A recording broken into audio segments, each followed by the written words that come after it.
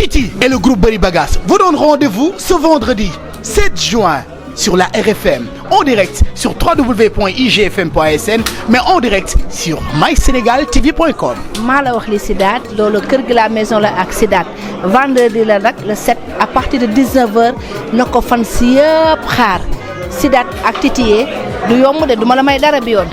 duma la may Papa Ndiaye. Mais Titi, tu as fait un album de 10 titres. nga ne déet na waay nga ne nobal ku la nopp. waaw nobal ku la nopp lii laa wax de. jikko mooy nit.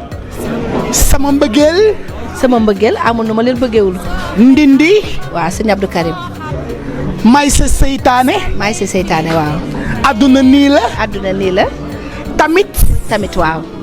nabi waaw. waa Titi yee loo nar. waaw comme gars yi ma namoon rek ñu daal di liggéey rek jox ko gars yi lii rek lañu def.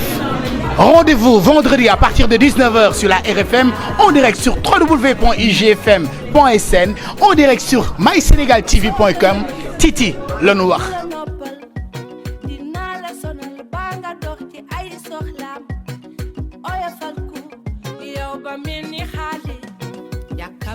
Yakamti na